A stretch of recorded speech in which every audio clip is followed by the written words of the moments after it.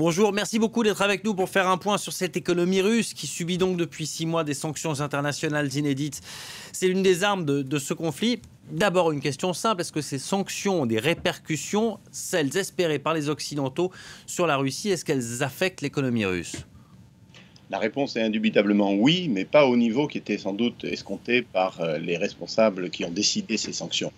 La première conséquence de ces sanctions, ça a été, nous l'avons vu dès le 25 février, 26 février, la déstabilisation du système financier russe. Il y avait deux niveaux de déstabilisation, un niveau direct qui était la chute du rouble et la chute des marchés financiers et la fuite des capitaux. En fait, les capitaux russes ont quitté la Russie immédiatement après le déclenchement de la guerre et le début des sanctions à un rythme qui était inégalé depuis le début de la transition économique de la Russie depuis 20 ou 30 ans. Et puis il y avait deuxième question qui se posait, c'est est-ce que ces sanctions vont toucher le cœur du système, c'est-à-dire le système énergétique. Alors, le premier des deux systèmes, le système financier, a été tout à fait remarquablement maintenu par la Banque centrale qui a mis en place toute une série de dispositifs pour limiter cette déstabilisation. Et ces dispositifs ont fonctionné. Ils ont fonctionné parce qu'ils ont empêché les Russes de continuer à exporter leurs capitaux et ils ont maintenu des réserves en devises suffisantes pour faire face au stress qui touchait les banques. Donc ça, c'est une première réponse un peu inattendue de la part des Occidentaux qui pensaient que le système financier allait être très fortement perturbé. Alors ce qu'il reste de ce moment-là, c'est l'inflation. Il y a malgré tout des conséquences à moyen terme qui sont le fait que l'inflation a dépassé très largement les 15% en rythme annuel. On estime qu'elle se situera un petit peu au-dessus de ce niveau pour l'ensemble de l'année 2022, ce qui est un problème pour la Russie parce qu'une grande partie des ménages russes qui sont à la limite du seuil de pauvreté sont très fortement touchés par la hausse des prix de première nécessité qui est alimentée par cette inflation. Donc là, on a un premier problème qui est un problème de comment l'État peut faire face à la paupérisation d'une partie de sa population en les subventionnant.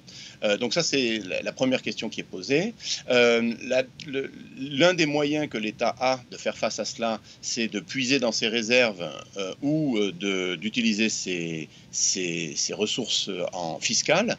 Et là, ce que l'on voit, c'est que ces recettes fiscales sont restées élevées. Pourquoi? Parce que le deuxième système, c'est-à-dire le système énergétique, n'a pas été touché aussi profondément que l'on pouvait l'imaginer au départ, en particulier parce qu'il n'y a pas eu un consensus pour stopper les importations, notamment de gaz. Oui, il y a tout de même, pardon de vous interrompre, il y a tout de même une certaine hypocrisie finalement dans cette question de l'énergie russe. Les Européens ont besoin du gaz russe et les Russes ont besoin de le vendre, ce gaz.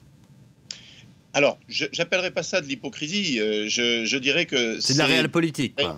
C'est de la réelle politique, c'est-à-dire que vous ne pouvez pas du jour au lendemain décider de la destruction de votre propre économie. Ni Vladimir Poutine, ni Olaf Scholz, ni Emmanuel Macron ne vont faire ça.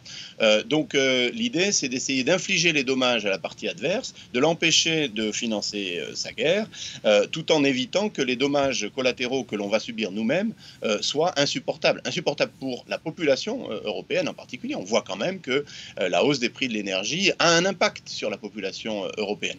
Donc ça a une certaine objectivité, mais ça a des conséquences objectives qui sont en particulier que la rente pétrolière, la rente pétro-gazière continue d'affluer en Russie, qui continue donc de prélever cette rente sur le reste du monde, simplement parce que même si ces exportations de pétrole et ces exportations de gaz ont chuté, ça c'est peut-être quelque chose qui n'est pas suffisamment su par la population, c'est que en fait l'exportation par exemple de gaz russe a chuté de 35% vers l'Europe et la Turquie. Hein. C'est énorme, c'est inédit, c'est historique.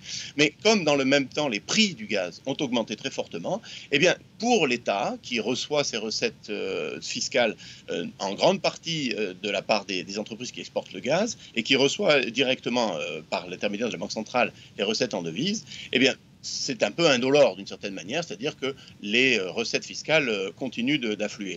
Et ça maintient également le rouble à un niveau élevé.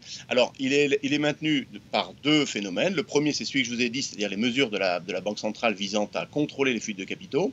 Et le deuxième, c'est le haut niveau des prix de l'énergie qui maintient ces recettes d'exportation à un niveau élevé et donc qui maintient un excédent commercial de la Russie vis-à-vis du reste du monde, qui soutient le rouble.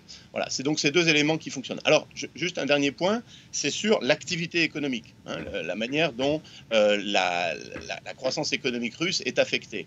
On attendait pour 2022, en janvier 2022, on attendait une croissance de 3,5%. Aujourd'hui, les prévisions ne sont pas aussi catastrophiques qu'elles ont pu l'être en mars-avril, mais elles sont plutôt de l'ordre de -5, -6, on verra. Hein, il peut encore se passer pas mal de choses dans le deuxième semestre. Mais qu'est-ce que ça veut dire? Ça veut dire quand même que l'économie russe a chuté de près de 10% par rapport aux prévisions. Et ça, c'est extrêmement important. Et c'est à mettre en proportion avec la manière dont cette guerre a affecté l'économie européenne. L'économie européenne a une chute de ses prévisions, pas une chute de son produit intérieur brut, hein, mais une chute de ses prévisions d'environ 1% selon le FMI. Donc on a un rapport de 1 à 10 sur les dommages de cette guerre qui ont touché à la fois l'économie européenne et l'économie russe, qui est donc pour l'instant 10 fois plus touchée que l'économie européenne.